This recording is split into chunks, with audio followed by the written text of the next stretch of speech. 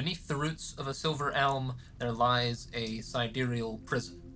Set adrift on the cosmic winds and eddies of the starscape, the vault of Vaz'kin'rai holds a weapon of the astrals, and now it has come to reside in the mortal world.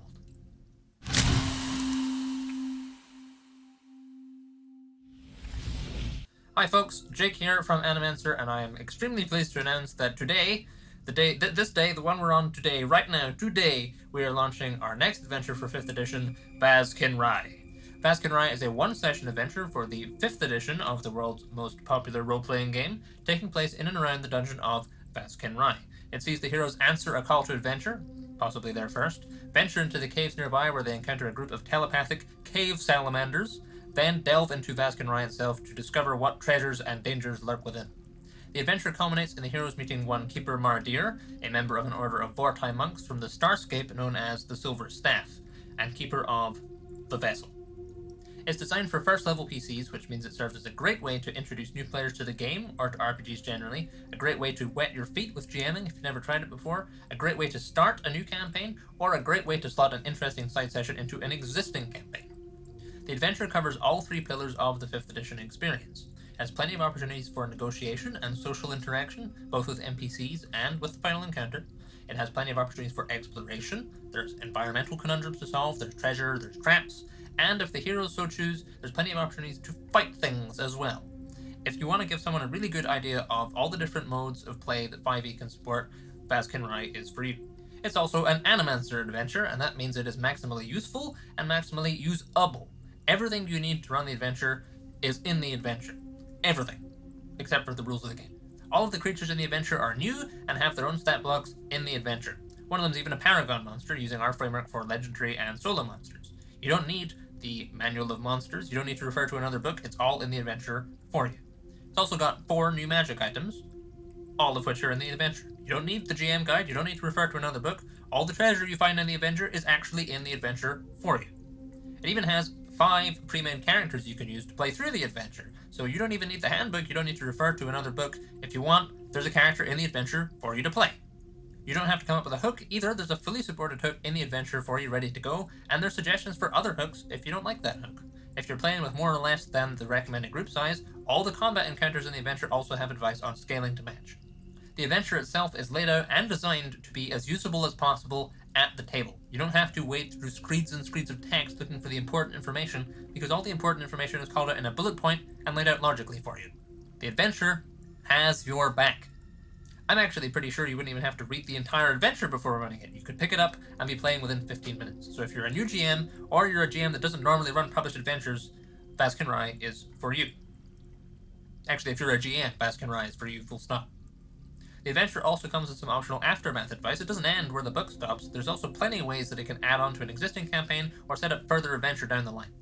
If you want something contained, they can set up a campaign with cosmic elements, one that might take your players to the astral plane later, or if you want a nice detour from an existing campaign, but one which could still factor into your game a year from now, Vaz'kin'rai is for you.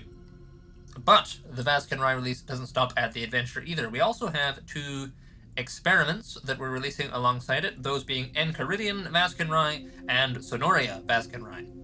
There were probably 2 words there that didn't mean anything to you, so let's talk about that. Enchiridion Vaz'kin'rai is a supplement that takes the organizations, people, and themes of the adventure, decouples them from the adventure, and then presents them as player-facing options. It's designed for players, obviously, but also GMs who want to add elements of the adventure to their campaign or setting, or GMs who have no intention of running the adventure but kind of like the vibe of it. It has rules for playing one of these guys. It has rules for playing one of these guys.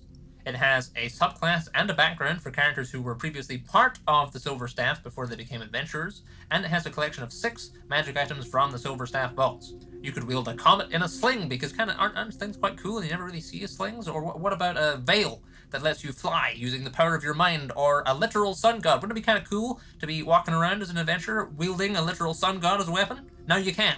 If you want to be a psychic salamander, or if you want to be a person with 4 thumbs and who sees the world through the psychic emanations and ripples of others, or if you want to introduce psychic monks from space into your campaign, or if you would like to be a psychic monk from space in your game, the Enchiridion is for you. I said psychic a lot there. Okay, great. Enchiridion, got it. Understand. Sounds cool. What was the other words? Sonoria? What is what is the correct way to ask what the Sonoria thing is? Glad you asked. Sonoria Vaz'kin'rai is a collection of audio stuff for the adventure. It is a collection of 5 sound effects and 3 loopable ambiances designed to match key moments and locations the adventure takes you to. So why don't we listen to some? Here's the main vault door opening.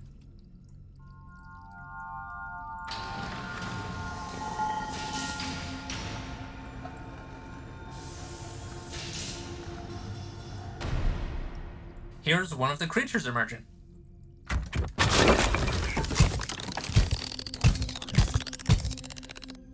The main vault ambience has actually been playing this entire video. One thing I particularly want to call attention to with the ambiences is that when you download them, you will see that they come in 2 formulations, stereo and binaural. Now, you might know what that means, but if you don't, stereo is kind of the normal mix, and the binaural mix is designed specifically to be used with headphones.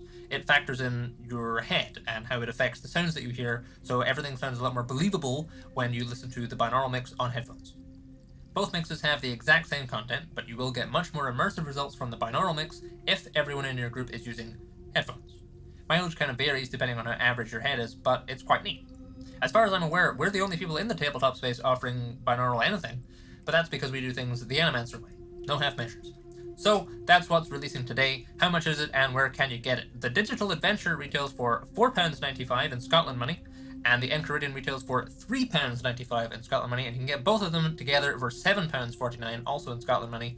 That's the deluxe edition.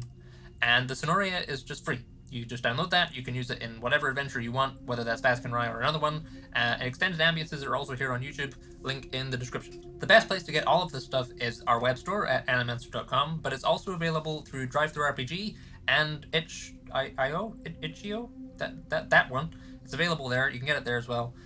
Both the Adventure and the Enchiridion have also been converted for use with Fantasy Grounds, Roll20, and Foundry Virtual Tabletop. The Roll20 and Fantasy Grounds conversions will retail through the Roll20 marketplace and the Fantasy Grounds/Steam marketplace, respectively, as and when they come online. The Foundry conversions are retailing through our website and through DriveThruRPG.